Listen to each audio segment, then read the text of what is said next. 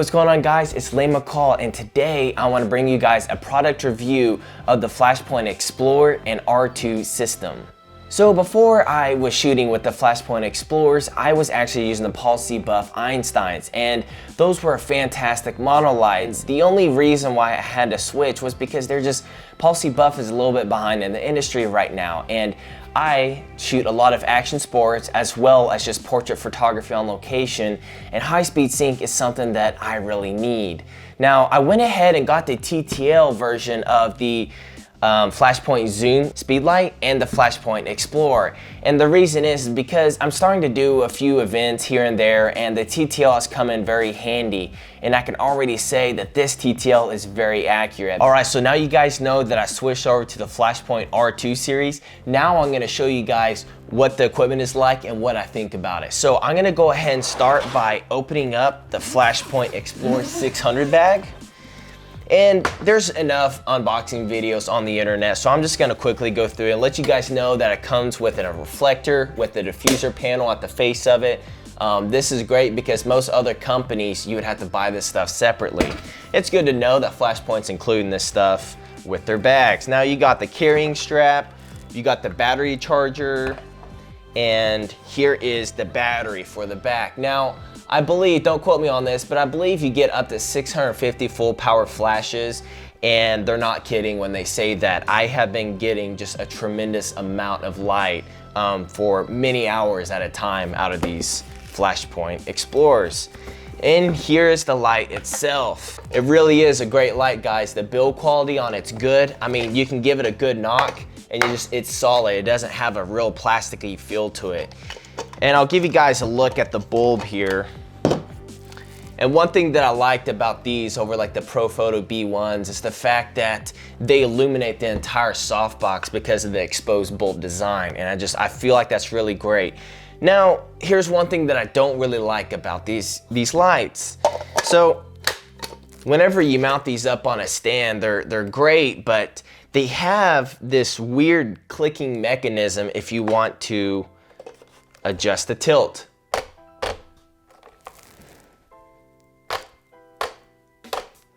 And I'm not really a fan of that, guys. And like I said, I came from the Pulse Buff Einsteins, and I like the idea how you can just smoothly, you know, like tilt them down or up. But this kind of weird clicking mechanism, I don't really like it because I find myself more likely to like overdo it or underdo it because of the clicks. So, you know, if I'm complaining about that, that means there's really not a lot of things to complain about with this light. This really is a phenomenal light. And I would like to see you guys invest into this system because you will just find how easy it is to do the photo shoots that you've been doing without TTL and high-speed sync for years.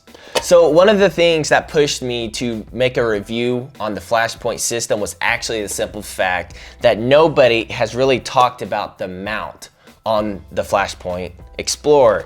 So whenever you get these lights, you'll notice they're very loose. And man, whenever I first got these lights, I thought I had a bad copy, and I contacted Adorama and I was like, hey guys, your systems have a very loose Bowens mount. And they actually replied, and I'm gonna show you guys that right here.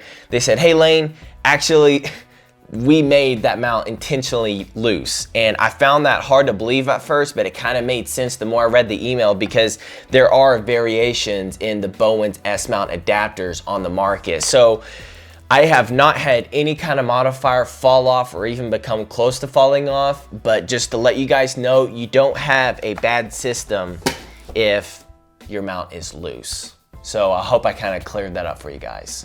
Now I'm gonna go ahead and show you guys the Flashpoint Zoom.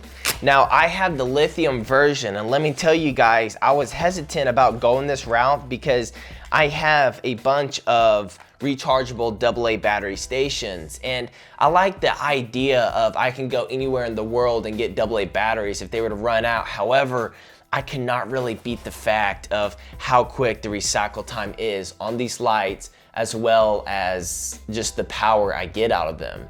they're just absolutely phenomenal. And these lights are very solid. I've heard some people complain about how difficult it is to move the lights from side to side. Yeah, they're a little strong right there, but I don't really have an issue with that. I hold the light by the base and I just turn it over. So it's not a big deal. But these lights really are phenomenal, guys. You get high-speed sync and TTL built into it. Now, I still shoot with the Sony HVL-F60M. I sold all of my others except for one. And the reason being is because I paid $600 a light for something that I have to buy additional hardware with just to get off-camera flash with them.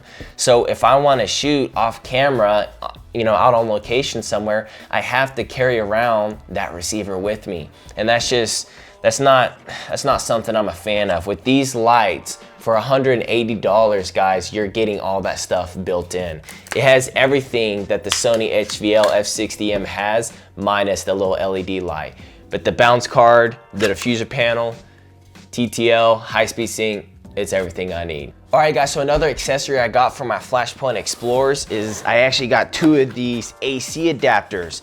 They include a nice long power cable that allows you to have everything along the floor so you don't have like strings of like cable going across your studio. And then here's the unit itself. It's just as well built as the rest of the actual Xplor 600. And the reason why I got these is not because I don't like the battery. Yes, they do improve recycle time, but the reason why is actually just because I like to have a backup plan. You know, if I got people coming through the studio all day long, I don't want to be able to just rely on the batteries. I like to have these as a backup for whenever those do go dead. I don't have to like freak out and I don't have to worry about recharging them all the time. I can just throw this on the back of it and I can shoot all day long. All right, guys, and now for the R2 transmitter, here it is. The build quality is great and I don't have anything to complain about. You know, one thing that I did not like about the Palsy buff system was the fact that just whenever I'm looking at that Cyber Commander, there's like 1,000 menus you gotta go through and there's too much going on there. With this, guys, it is so simple. You got your on and off switch right here. And that is what the menu system looks like. You got a simple scroll wheel to scroll through your groups, and you have a group, a channel, and a mode button. That's it. And it's absolutely phenomenal how easy it is to operate these systems. And I'm getting just as good, if not better quality of photos out of these just because of how quick they are to set up. Now, one thing that I found really interesting about this R2 transmitter is I can actually turn off the ISO part of the shoe adapter, and I can actually fire just off the pin in the middle. So if I want to shoot with somebody who has a Nikon or a Canon, well, there's no threat there. I can throw this onto their cameras and still shoot, and they can try out the system themselves. Now, obviously, you won't have high-speed sync and TTL, but the fact that I can still shoot with this transmitter on any brand of camera, well, that's pretty phenomenal in itself. All right, so now I'm gonna show you guys just how well these lights actually communicate with each other and show you how easy it is to use the R2 transmitter. So I'm gonna go ahead and turn on my transmitter. I'm gonna turn on the lights.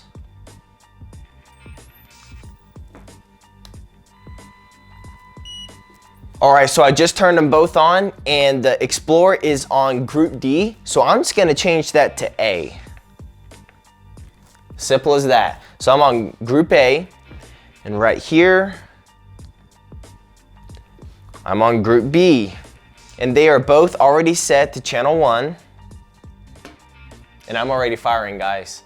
I mean, it's that easy. If I want to make adjustments on the Xplor, all I have to do is hit the group button. And I use the dial to adjust the intensity. You can already see it. That's on 1/256th power, and here's 1:1 right here. That's still pretty quick recycling time if you ask me. And I just hit group again to go to B, and I can change the speed light to 1:1. So now they're both firing 1:1. And it's just that easy. You can adjust a lot of stuff from here, but to me, they keep it so simple, and that's what I love. You can change your groups, your channels, and then you can adjust your groups, you know, the intensities of the lights, and you can adjust your TTL in 0.3 EV increments. And the simplicity, guys, is just there with the R2 system. And you know, one thing about the policy buffs that at first I thought I'd miss was the fact that with the modeling lights, you could actually fully adjust them from as dim as possible to as bright as possible. And with the Explorers, you only get off, 1, 2, and 3 levels of brightness with the modeling lamp. But you know what, guys? That's all I need. I don't need to be able to fully adjust it throughout the entire range. I just need 3 levels. And it's just the simplicity across the Flashpoint system is why I switched to them in the first place. They even nailed the small things with these lights. The simple fact that you have a battery life indicator is just another reason why I absolutely love the Flashpoint Xplor system.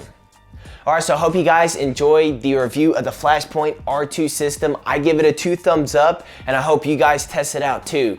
So just remember, if y'all like this video, please like and subscribe, and please share my video wherever possible, because remember, I'm still a new channel, and the more you guys like, subscribe, and share my work, the more content I'm gonna push out to you guys. So just keep that in mind. And as always, I'm McCall.